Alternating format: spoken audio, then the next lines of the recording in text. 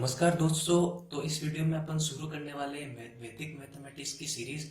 इस सीरीज में मैं आपको वैदिक मैथमेटिक्स के सारे टॉपिक को एक्सप्लेन करूंगा एक एक करके। तो आज की इस वीडियो में जो टॉपिक मैंने लिया है वो है निखिलम विधि से गुणा करना। इसके अगले वाले वीडियो में मैं निखिलम विधि से वर्ग ज्ञात करना भी सिखाऊंगा। तो देखिए, निखिलम विधि से गुणा करना, पहले तो मैं आपको 2 अंकों का गुणा सिखाऊंगा, उसके बाद में आपको 3 अंकों का गुणा सिखाऊंगा, उसके बाद में ऐसी संख्याओं का गुणा सिखाऊंगा जिनमें संख्याएं माइनस यानी ऋणात्मक की आती है। तो पहला क्वेश्चन शुरू करते हैं। पहला क्वेश्चन है 21 और 22 को करना है गुणा। और कौन सी विधि से गुणा करना है? निखिलम विधि से। तो ध्यान रखिए, निखिलम विधि से गुणा करने के लिए सबसे पहले हमारे पास तीन तीन वैल्यू होना बहुत जरूरी है। पहली वैल्यू होती है आधार, दूसरी वैल्यू होती है उपाधार और तीसरी वैल्यू होती है विचलन। अब आधार क्या होता है? आधार हमेशा या फिर तो हो सकता है 1, या फिर होता है 10, या फिर आधार होता है 100, या फिर आधार होता है 1000, या फिर आधार होता है 10,000 एंड 100।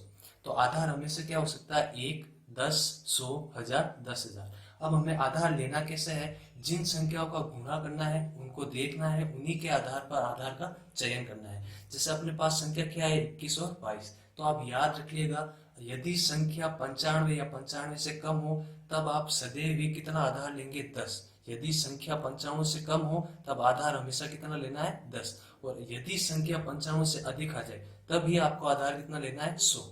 अभी अपने पास जो संख्या है वो क्या है? 21 और 22। तो इसके लिए अपने जो आधार लेना पड़ेगा अपन को, वो आधार क्या लेना पड़ेगा? 10। तो इन संख्याओं के लिए आधार क्या हो जाएगा? 10। तो आधार तो हो गया 10। उसके बाद आता है उपाधार। उपाधार क्या होता है? ध्यान से सुनिएगा। अपने पास जो संख्या है 21 और 22, हमें देखना है 21 और 22 किन दो संख्याओं के बीच में आता है। ध्यान से देखिए, 21 और 22 किन दो संख्याओं के बीच आता है? 21 और 22 आता है 20 और 30 के बीच। 10 के गुणज में हमें देखना है कि 21 और 22 किसके बीच में आता है। तो किसके बीच में आता है? 20 और 30। अब यहाँ पे ध्यान से देखिएगा, 21 और 22 किसके ज्यादा नजदीक है? 20 के ज्यादा नजदीक है या 30 के? तो ध्यान से देखने पर आपको पता चलेगा 21 और 22 ज्यादा नजदीक किसके हैं? 20 के हैं। तो देखो, हमने आधार तो ले लिया 10 और हमें पहुंचना कहां पर है? 20। तो 10 को मैं ऐसी कौन सी संख्या से गुणा करूं कि वो क्या बन जाए? 20। तो सीधा सीधा आंसर इसका कितना आता है? 2। तो एक तो ये तरीका है उपाधार लाने का। या फिर 70% क्वेश्चन में क्या होता है कि जो संख्या होती है उनका अगला ही अंक क्या होता है? उपाधार। जैसे इसमें अगला अंक कितना है? 2, और अपने पास भी उपाधार कितना है? 2। लेकिन ये जो ट्रिक है वो कुछ ही क्वेश्चन में काम आती है, कुछ क्वेश्चन ऐसे आ जाता है जिसमें ये काम नहीं आती है। इसलिए मैंने आपको बता दिया उपाधार कैसे लेते हैं। तो आधार हमारे पास आ गया, उपाधार हमारे पास आ गया। अब अपने पास क्या बचा है? विचलन। तो ध्यान से देखिएगा, विचलन कैसे निकालना है। विचलन निकालने के लिए सूत्र क्या होता है? संख्या माइनस आधार इंटू उपाधार। संख्या मतलब एक बार तो आपको संख्या लेनी 21। पहले तो 21 के लिए विचलन निकालना है, उसके बाद हमें निकालना है 22 के लिए विचलन। तो एक बार तो यहाँ पर लिख दीजिए 21 और एक बार यहाँ पे लिख दीजिए 22। माइनस और ये माइनस। यहाँ पे क्या लिखा है? आधार और उपाधार। देखिए, आधार हमारे पास कितना आया है? 10। और उपाधार हमारे पास कितना आया है? 2। तो 10 और 2 को गुणा करने पर हमें कितना मिलेगा? 20। और वापस यहाँ भी कितना आएगा? 20। तो देखिए, 21 के लिए विचलन कितना आएगा? 21 में से 20 जाएगा, कितना बचेगा? 1। और 22 के लिए विचलन कितना आएगा? 2। तो इस तरीके से हमने आधार, उपाधार और विचलन तीनों निकाल लिए हैं।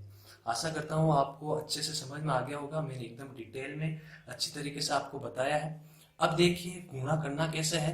एक तरफ तो आपको लिखनी है संख्या और एक तरफ आपको क्या लिखना है? विचलन।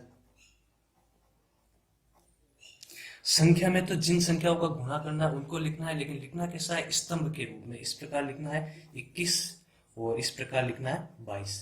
और उनके सामने लिखने हैं उनके विचलन। जैसे 21 का मैं विचलन मैंने निकाला, कितना आया? 1। और 22 का विचलन मैंने निकाला, कितना आया? 2। फिर उसके नीचे एक ऐसे लाइन बना दीजिए। ठीक है। अब आपको करना कुछ नहीं, मैं एक शॉर्ट ट्रिक बताता हूँ आपको। ज्यादा फॉर्मूले के चक्कर में कुछ नहीं पड़ना है। सीधी सीधी 2 लाइनें आपको याद रखनी है। एक लाइन तो यहां से जाएगी तिरछी, एक तो क्रॉस लाइन जाएगी जो किसका काम करेगी? प्लस का। और एक लाइन जाएगी पीछे से, वो किसका काम करेगी? मल्टीप्लाई का, यानी गुणे का। याद रखिएगा, एक लाइन तो यहां से जाएगी क्रॉस वाली जो किसका काम करेगी? प्लस का। और एक लाइन पीछे से जाएगी जो किसका काम करेगी? गुणे का। तो ध्यान रखिए, यहाँ पे क्या लिखा है? 21 में हमें जोड़ना है कितना? 2। यानी पहली संख्या के साथ हमें जोड़ना है दूसरी संख्या का विचलन। तो जोड़ लीजिए, 21 में हमने जोड़ लिया 2। जोड़ने के बाद इसे करना है कोष्टक में बंद और फिर इसको गुणा करना है किससे, उपादान अंक से। ध्यान रखना, क्रॉस में जोड़ने के बाद कोष्टक में बंद करा और गुणा किससे करना है, उपादान अंक से। उपादान अंक अपने पास कितना है, 2, तो इसको किससे गुणा करेंगे, 2। फिर हमें एक ऐसा चिन्ह बनाना, याद रखिए चिन्ह ऑब्लिक का नहीं है, बस खंडों को विभाजित यानी अलग करने के लिए चिन्ह का प्रयोग किया जाता है। पहले तो हमने क्रॉस में जोड़ लिया, फिर उपादान अंक से गुणा कर लिया। पीछे देखो मैंने आपको एक लाइन बताई थी मल्टीप्लाई वाली, यानी क्या है, पीछे वाले जो दोनों विचलन, दोनों विचलनों को क्या करना है, गुणा। तो 1 और 2 का गुणा कर लीजिए, तो 2 एकम कितना होता है, 2। ठीक है, यहां से ध्यान से देखिएगा, 21 में 2 जोड़ा कितना आएगा, 23, और 23 को 2 से मल्टीप्लाई करेंगे कितना आ गया, 46। और पीछे दूसरे वाले खंड में कितना लिखा है, 2। ठीक है, अब यहाँ पे देखिए निखिलम में नियम क्या होता है, यहाँ पहले खंड को छोड़कर बाकी जितने भी खंड आएंगे उनमें उतनी ही संख्या होनी चाहिए जितना आधार में 0 है। देखो हमारे पास आधार में 0 कितना है, 1 0, तो पहले खंड को छोड़ के, ये एक ही खंड है, इसमें कितनी संख्या होनी चाहिए, एक संख्या। यहाँ पे ध्यान से देखो पहले से हमारे पास एक ही संख्या है, तो कुछ भी नहीं करना है, सीधा ये आप निशान हटा दीजिए, आपका आंसर क्या आ गया, 462। अगले सवाल की तरफ बढ़ते हैं। अगले सवाल में हमें गुणा करना है 91 और 92 को। तो वही हमें आधार निकालना है, उपाधार निकालना है और विचलन निकालना है। अगर आपको ऊपर समझ में नहीं आया तो मैं वापस अच्छे से समझा रहा हूँ, एक बार वापस देख लीजिए। आधार क्या होता है, आधार या फिर तो होता है 1, या फिर होता है 10, या फिर होता है 100, या फिर 1000, 10,000 एंड 100। अभी मैंने आपको बताया था यदि संख्या 95 से क्या हो कम, मैं वापस लिख देता हूँ साइड में, संख्या यदि 95 से क्या हो कम, तब तो आधार सदैव कितना आएगा, 10 आएगा।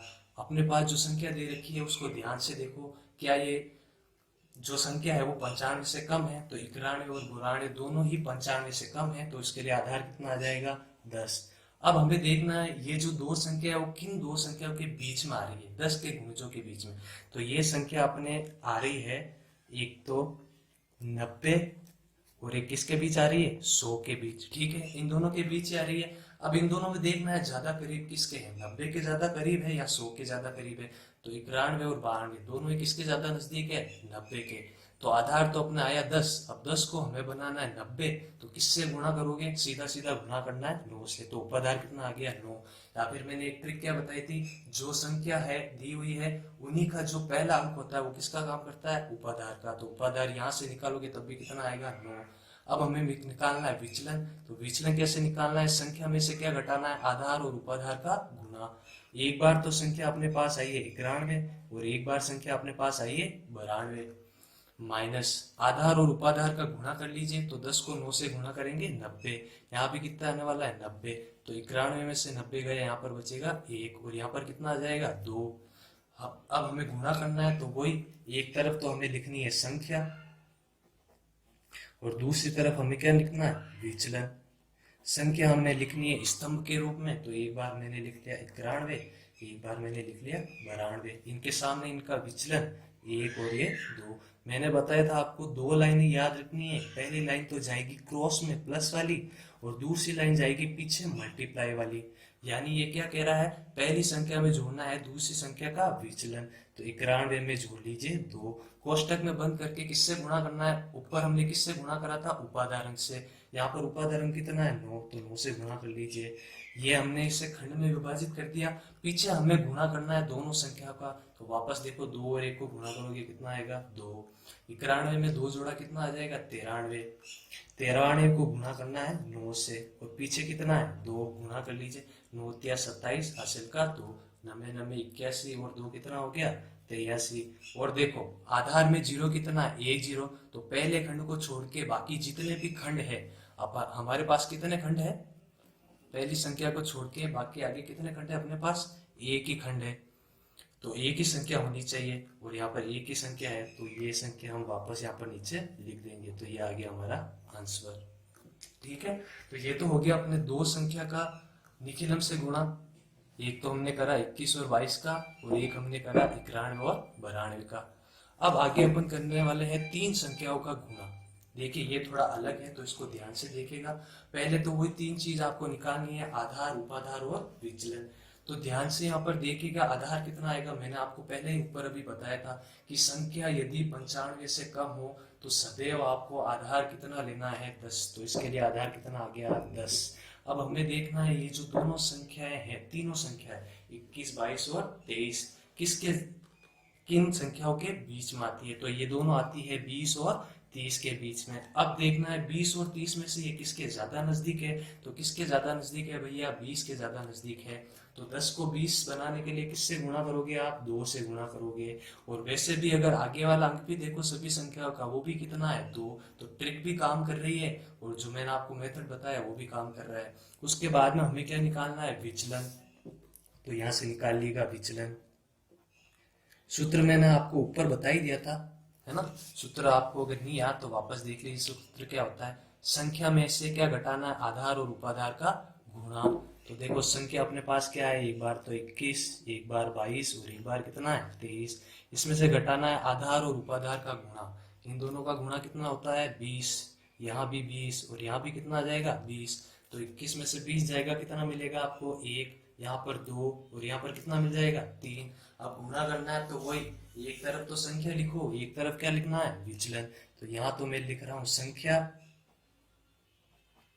और इधर मैं क्या लिख रहा हूँ, विचलन। संख्या स्तंभ के रूप में आनी चाहिए, याद रखना है। तो ये हो जाएगा अपना 21, ये 22 और ये 23। संख्याओं के सामने आने चाहिए उनके विचलन। तो 21 का विचलन आ रहा है 1, इसका विचलन आ रहा है 2, इसका विचलन कितना आ रहा है 3। ध्यान से देखिएगा, थोड़ा सा अलग है। मैंने आपको क्या बताया था, आपको 2 लाइनें निकालनी है। एक लाइन तो जाएगी क्रॉस वाली, पहले वाले सवालों में मैंने आपको बताया था एक लाइन तो जाएगी क्रॉस वाली जो ऐड करेगी, जोड़ेगी। और एक लाइन पीछे से जाएगी जो क्या करेगी, गुणा करेगी, मल्टीप्लाई करेगी। इधर हमें क्या करना है, देखो पहले यहाँ 2 संख्या थी तो एक लाइन निकाली। यहाँ कितनी संख्या है, 3 संख्या है, तो 3 में 1 कम कर दो, कितना बचा 2। तो अब की बार कितनी लाइनें निकालनी है, 2 लाइनें। पहली लाइन तो जाएगी इस विचलन के साथ और दूसरी लाइन जाएगी अपने इस विचलन के साथ, ठीक है। जब एक 2 संख्या हो तब एक लाइन निकालनी है, और 3 संख्या हो तो 2 लाइन निकालनी है ना। यानी पहले वाले विचलन के साथ दूसरी संख्या का विचलन और तीसरी संख्या का विचलन की क्या करनी है, जोड़ करनी है। इन दोनों की क्या करनी है, जोड़ करनी है। तो जोड़ लीजिए, पहली संख्या 21, इसके साथ हमें 2 को भी जोड़ना है, इसके साथ हमें 3 को भी जोड़ना है, ठीक है। तो 2 और 3 को हमने जोड़ दिया। अब ध्यान रखिए, जब संख्या 2 थी तब हम किससे गुणा करते थे, उपाधार अंक से करते थे। यहाँ हमने 9 से गुणा करा, उपाधार अंक 9 था तो, और यहाँ हमने 2 से गुणा करा, उपाधार अंक 2 था तो। लेकिन यहाँ पर देखो संख्या कितनी आ रही है, 3। जब 2 संख्या है तो खाली उपाधार अंक से गुणा करना है, और 3 संख्या है तो उपाधार अंक के वर्ग से गुणा करना है, यानी उपाधार अंक के स्क्वायर से। अपने पास उपाधार अंक कितना है 2, तो 2 के स्क्वायर यानी 2 के वर्ग से अपन ने क्या कर लिया, गुणा कर लिया। देखो पहले वाले सवालों में फिर आगे क्या करते थे, गुणा करते थे, इसमें भी गुणा ही करना है। लेकिन देखो जब 2 संख्या होती थी तब 2 स्टेप आते थे, 2 ही खंड बनते थे।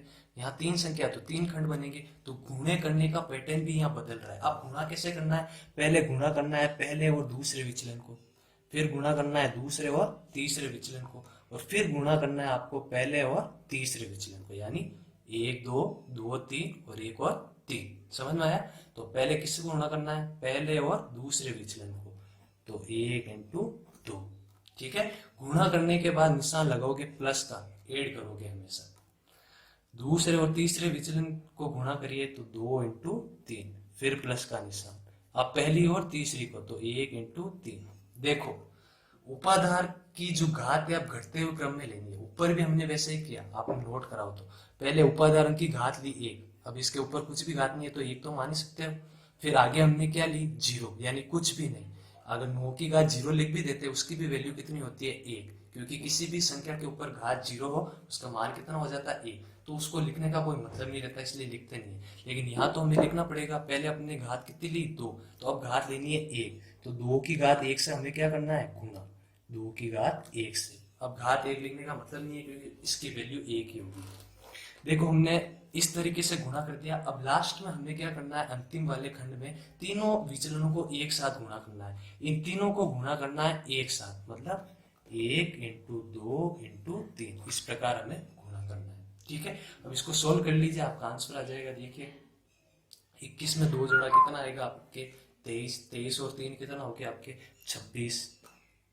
इधर आप निकालो 2 का स्क्वायर कितना होता है 4। इसको सोल्व करो, देखो 2 एकम 2, 2 तिया 6 और 3 एकम 3, यह आएगा 2 6 और ये 3, तीनों को जोड़ो 6 और 3 9, 2 11, 11 को 2 से गुना करोगे कितना आ जाएगा अपने पास 22, और पीछे 3 दूनी 6, 6 एकम 6, ये मिल गया अपने पास। 26 को करो 4 से गुना, 4 6 24, हासिल का 2, 4 दूनी 8 और 2 10, 104। दूसरे वाले खंड में कितना है 22, तीसरे वाले खंड में कितना है 6। मैंने आपको बताया था पहले खंड को छोड़कर बाकी जितने भी खंड बनते हैं उनमें जितने आधार में जीरो है उतनी ही संख्या अपन को रखनी है। यहाँ पर आधार में जीरो कितना है 1 0, तो पहले खंड को छोड़कर दूसरे और तीसरे खंड में भी कितनी संख्या होनी चाहिए, एक संख्या। अब देखो यहाँ पर तो अपने पास एक ही संख्या है, लेकिन यहाँ पर कितनी आ रही है 2, तो इस 2 संख्या को एक बनाना कैसे बनेंगे, देखो ये तो एक ही संख्या है, इसको यहाँ पर लिख लो 6, यहाँ पर 2 संख्या है ना, तो इसका इकाई वाला अंक तो रखेंगे अपने पास 2। अब ये वाला अंक हमें नहीं चाहिए, तो इसको क्या करेंगे, आगे वाली संख्या में भेजकर इसको जोड़ देंगे। इसको आगे वाली संख्या में क्या कर लेंगे, ऐड कर लेंगे, 2 को आगे वाली संख्या में ऐड कर लेंगे, तो 104 में 2 आया कितना आएगा 106, तो ये आ गया आपका आंसर।